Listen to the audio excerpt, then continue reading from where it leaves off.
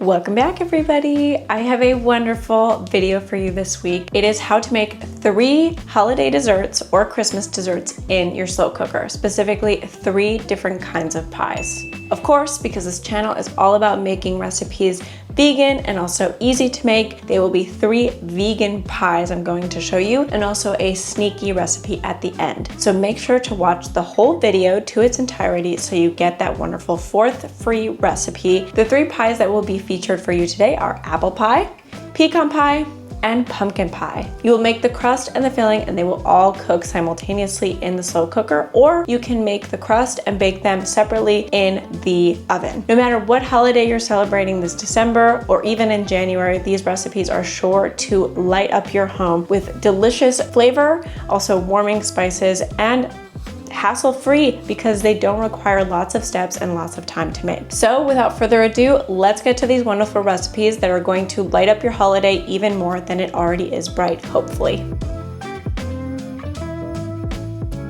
Custardy pies like pecan pie or pumpkin pie are actually great to make in the slow cooker because the consistent temperature of the device helps that filling cook but never curdle because it never gets too hot. In this instance, like similar to my cheesecake recipes, you won't be using a water bath in the slow cooker, but because the slow cooker never gets incredibly hot nor boiling, the filling will cook really beautifully and evenly at the right temperature for the right amount of time. The crust is made entirely in a food processor and it's incredibly easy to whip up in like 10-15 minutes. The beauty of this crust is that it can be made in your food processor and it can hang out in your fridge, or you can even freeze it. Sometimes you can freeze these crusts up to 6 months, but of course if you are in a pinch and you want to make this crust really quickly, I recommend doing it the night before because then the day of, when you assemble everything, it comes together really quickly. So to start making our crust, we're gonna get our food processor out with the S blade and add 1.5 cups of all-purpose and whole wheat flour. Be comfortable using whichever combination or mixture you prefer. Once it's all in there, we'll be adding our other ingredients, a teaspoon of salt, in addition to 2 tablespoons of coconut manna and half a cup of almond butter. Combine in your blender until you notice that the fat is combining with the flour and little crumb sizes are appearing. If you're interested in my awesome Ninja, be sure to check the description where I've left a link for you to purchase your own.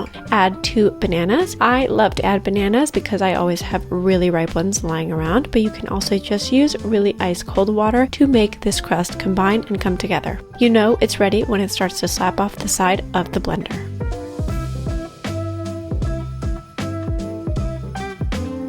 Take out your crust, and then at this stage you can just lightly knead it with your hand. Once you're ready, add it to some parchment paper, ideally not some scrappy leftover parchment paper like I used, some newer parchment paper, and put into the fridge. Pecan pie, typically when it's not vegan, is made with eggs, but here we will be using flax egg to combine all of our filling ingredients. Thanks to the slow cooker temperature, it will cook beautifully just as if it had eggs. Let me show you all now how to make the filling, which comes together in another 15 minutes. Everything for this filling can be made in one very large mixing bowl. I started with 3/4 cup of date paste, which is one of the lower glycemic sugars that you can purchase. I like to put mine in my pecan pie because it works beautifully and also has a slightly molasses flavor. We will be using 2 tablespoons of blackstrap molasses as well, a healthier sugar, and 2 tablespoons of granulated sugar or brown sugar. This is completely up to you. If you've never used date syrup, I will leave linked in the description below the date syrup that I like to purchase on Amazon if you're interested in getting your own. Next, I've actually had 8 medjool dates. These are actually rhubarb dates that my husband got in Dubai and I've had forever because I've had them in the freezer. I'm soaking in 3/4 cup of non-dairy milk because we will then pit them, and with a handheld blender, we're gonna blend it and make almost like a date caramel sauce. This will help with caramelization of our filling and also adds extra sweetness that's plant-based and healthier. For our egg substitute, we're gonna be using a 1/4 cup of ground flaxseed and a teaspoon of salt for flavor. However, it's just so much nicer to have desserts with a little bit of salt. I think it offsets that sort of ultra sweetness, but you can omit it if you're watching your salt intake. You can also substitute for a potassium salt-free sodium substitute that I will leave linked in the description as well if you're watching your sodium intake. For our combining of the ingredients, like the congealing, what helps in addition to the flaxseed, I like to add 2 tablespoons of arrowroot powder or arrowroot starch. You can get this at Whole Foods, or you can use the link below in the description. It's really easy to purchase off of Amazon. I like to get it in bulk, especially if you like to experiment with gluten-free baking as well, or if you like to use some almond flour. Arrowroot powder is great because it helps everything kind of combine just a little bit better, especially if you're avoiding gluten. I also have a tablespoon of Ceylon cinnamon. You can add 2 teaspoons if you want, but I always feel like desserts really need extra spiced flavor, so I like to add a tablespoon's worth. Ceylon cinnamon is different from store-bought cinnamon. It's actually supposed to be healthier, so I highly recommend getting this one, also linked in the description below. And lastly, our star ingredient, 2.5 cups of chopped pecans. You can get these anywhere. I like to kind of roughly chop mine, but you can chop these to the small little bite-sized pieces that you prefer. So let's combine everything. For the assembly of our filling, it's really easy. You want to combine all of the ingredients listed on the screen, and they will also be left in the description for you all, in a medium to large mixing bowl, and mix until thoroughly combined and homogeneous with a whisk. For our date caramel, it's super easy. Take those 8 medjool dates, make sure to de-pit them, and with a handheld mixer, you combine the milk and the dates until the dates are a really tiny little size, and it's more or less like a date paste. Add that to the rest of your ingredients, and once that's done, we'll add our superstar ingredient, the 2.5 cups of chopped pecans, to the mix. Give it a really nice whisk, and your filling is more or less complete. For the assembly of our pie, we're going to take that crust that we worked on in the first section of this video, flatten it out with a rolling pin, and because my parchment paper was a little old, it got a little stuck, so I had to then move it to a different piece of parchment paper, which worked actually nicely, because sometimes if your parchment paper is too small and your slow cooker is too big, it's better to have a larger piece than a smaller piece, because you want to add the parchment paper with the crust right into the slow cooker insert. With your hands, gently push the crust to the sides of your slow cooker insert and add your pecan pie filling to the insert. Add some fresh pecans on top if you'd like. I also like to add a little bit of cracked flaky salt. Bake on high for 1 hour and 30 minutes and then let it rest in the slow cooker uncovered for 15 minutes. You can also cook it for 2 hours. This depends on your slow cooker, but I find that 1 hour and a half is just as lucky as 2. Leading up to the holiday season, I've been making a lot of different desserts, and I've been experimenting with making them or elements of them in the slow cooker. This recipe uses green apples because I prefer my apple pie to be tart from the apples. If you prefer red apples, choose to do it this way, but green apples, in my opinion, are the perfect balance to a sugary sweet fruit pie. So without further ado, let's get to the recipe. For our apple pie filling, like I mentioned in the introduction, we will be using green apples because of their tartness. We will be using 8 to 9 dates, chilling in some water to soften them. This will be one of our sweeteners. You want to pit them, and then we're going to blend them. I've added a teaspoon of vanilla extract with about 2.5 tablespoons of lemon juice, because this really brings out the flavors in the apples while they're cooking in the slow cooker. I have monk fruit sweetener because it's super sweet and very low calorie. Then I have 1/2 cup of coconut sugar because it's lower glycemic. I also just like the flavor of it, but you can use regular sugar or brown sugar. I have a tablespoon of Ceylon cinnamon. Ceylon cinnamon is healthier than the cinnamon that's commercially sold in stores, so I get this online. I will have this linked in the description if you're interested in it. It's healthier, in other words. And then 3 tablespoons of cornstarch. Once everything is nice and hot and starts to boil in the slow cooker, this cornstarch will help the pie filling come together and have that pie filling consistency. To make our filling, we're going to start by taking our dates and making sure that they do not have any hard pits in them. As mentioned in the introduction, I like to use green apples for all of my sweet pies because they have an acidity. They offset the sugariness of the filling or of any sugar that you add to them. I like to peel all of my green apples that I'm going to use. I'm going to compost the skin, and then I'm going to cut them into individual cubes. You can choose to keep them as long slivers or dice them as small or as large as you prefer. I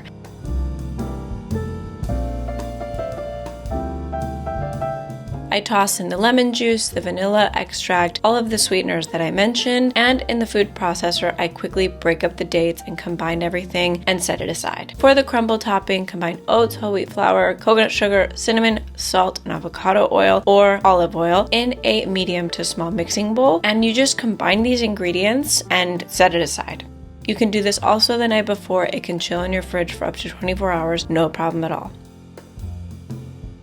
When you're ready to get everything going, we're just going to be cooking the filling in the slow cooker. So grease your slow cooker so nothing sticks to the edges. Add all of your apples. Cook your apple pie filling for 2 hours on high, or if you want to cook it on low, for 4 hours. This is completely up to you, and full instructions are in the description. For the crust and the assembly of our pie, take your crust out of the refrigerator and with a rolling pin, roll it to the size of your baking pan.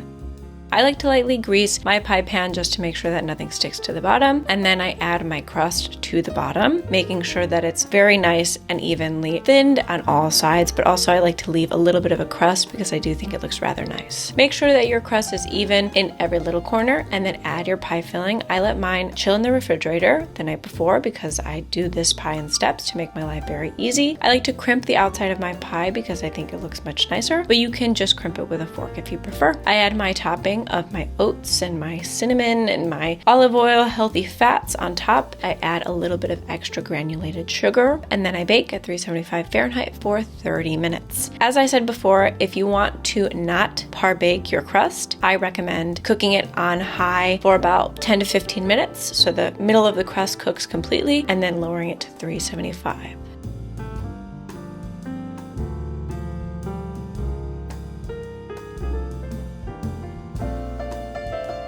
So before we get everything going, I'm going to explain the ingredients in the filling really quickly. We're going to be using a full can of pumpkin puree, so 14 to 15 ounces worth of pumpkin puree. You can definitely use regular, but using these cans are really great, and they're available all year round, so I just like to have them. I'm going to be using a 1/4 cup's worth of maple syrup, and also a teaspoon of vanilla extract, and 1/2 cup's worth of cashews. I make these amazing little cashew cream cubes that I freeze, and then I use them anytime I need them in a recipe. Normally I use them in stews, but in this awesome scenario, we're going to be using it in our filling to replace coconut cream because I like the lower fat content in cashews. It's non-saturated fat. It's regular unsaturated fat, I'm pretty sure. Hopefully don't fact check me on that. But it's also a very neutral flavor, and whatever recipe I'm making won't have that coconut flavor if you don't want it. But of course, if you're nut free, use coconut cream instead. You can also use sunflower butter if you're feeling cheeky. And then I have a cup's worth packed of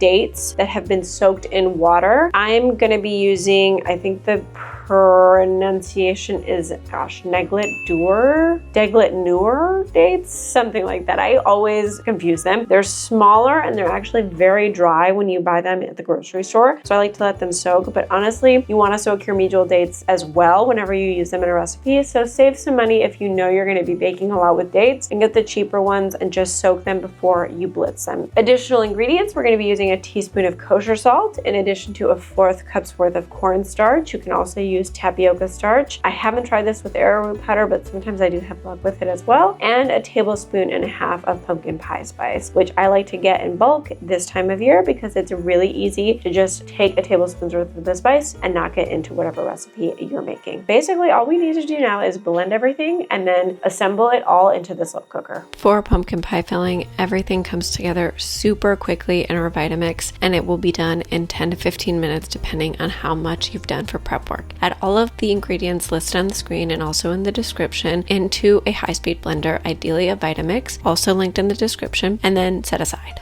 So now that everything is blended, It's really smooth. It tastes really nice. I added just a little bit more salt to mine because I wanted it to have a little bit more flavor. This is the perfect amount of sweetness for me, so tailor it to your taste. The second step we're gonna do is basically just roll out our wonderful pie crust. I'm gonna try to bake it on low for 4 hours. You can also do high, and that actually works in this recipe because the cornstarch will make it kind of eggy. Typically, pumpkin pie is made with eggs in the filling. It's kind of custardy. Here, we will replicate that by cooking it low and slow for about 4 hours. So let's get to that step.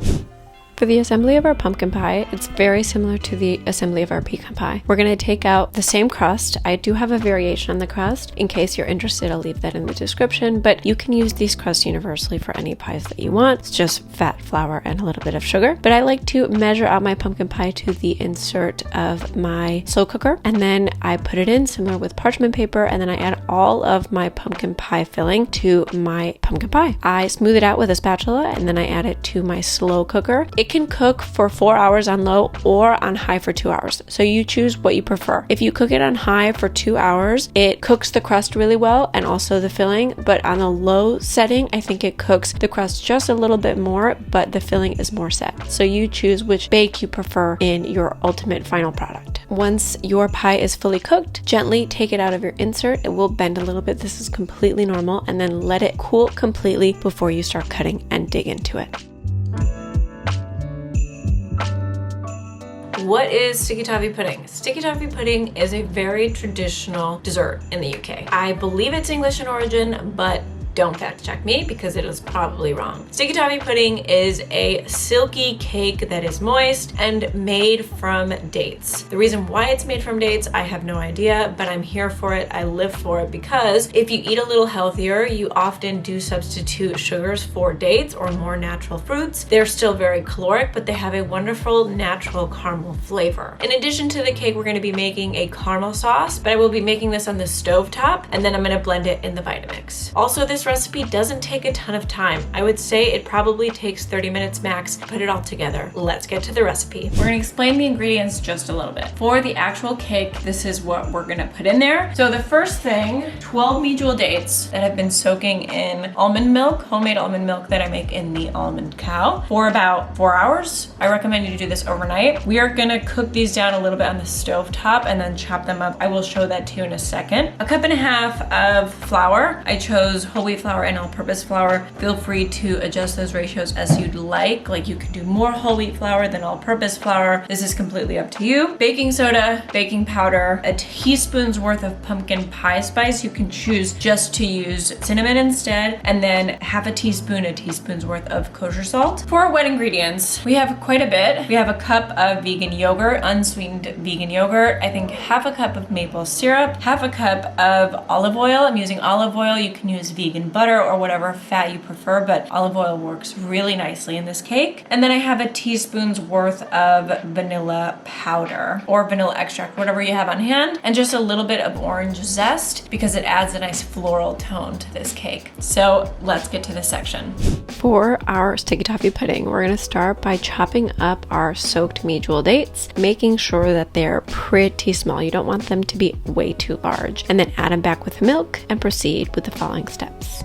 For the sake of time and effort, you can definitely do this in the stovetop, but I'm gonna do it in the microwave. I'm going to heat up these dates with the non-dairy milk in the microwave to save me time. I'm gonna nuke them for about a minute, and then I'm gonna add them to the mixture, and then everything will go into the crock pot. After that, we're gonna work on our sauce. For the assembly of our cake, we're going to be adding our date slurry with almond milk to all of our wet ingredients, and with a whisk, combine until very nice and homogeneous. Add gradually our wet mixture to our flour mixture until no lumps of flour remain in the combination. Get your handy dandy slow cooker. Once again, add some parchment paper, line it really nicely, and add your sticky toffee pudding mixture to the parchment paper. With a spatula, spread it out so it's really nice and even. Insert it into your crock pot and then cook it on high for 2 hours. So that's gonna cook on high for 2 hours, and while that's baking, we can get started on our caramel sauce. So for the sauce, we have a cup of raw cashews, some dates with a little bit of water that are in the microwave heating up right now. This just makes it super easy, so when you toss it into the Vitamix, everything comes out super smooth. We're also gonna add half a cup of date syrup, nutmeg, and a little bit, I'm thinking maybe non-dairy milk, but it could also be nice to add some coconut mana. So I'll leave these up to you, but of course, as always, all of the ingredients that I used in this recipe that I'm recording today will be included, but suggestions will also be left as optional. For our date sauce, to accompany our sticky toffee pudding, add those cashews, dates, date syrup, nutmeg, and maybe a splash of milk if you feel like it needs it, or just that water. Soaking water is completely fine, to a high-speed mixer or your handy-dandy Vitamix, and combine until your cashews are disintegrated and it's really nice and smooth and creamy. This is one of my favorite sauces to make, not just for sticky toffee pudding, but also for any dessert that I really want to enjoy. Be sure to let it cool completely once you take it out of the slow cooker, slice and enjoy with a generous dollop of that topping sauce we made. Thank you so much for watching this video to its entirety. It means the world to me. If you haven't already, be sure to subscribe to the channel, like, and comment. This channel makes recipes that are really easy to make, delicious, vegan, yes, but also easy to make because of the help of the slow cooker. The slow cooker has really been my best friend recently because I've been very busy personally, and being able to make healthy and nutritious meals in abundance and pretty quickly without too much work has been very important and useful in my everyday life. So if people out there are super busy, this channel is for you because it is proof that you can make delicious, wonderful, high protein and also vegan meals easily at home for you and your family. And I hope you and your family have a wonderful, warm holiday season filled with lots of love, cozy drinks, and delicious food without too much work. See you next time.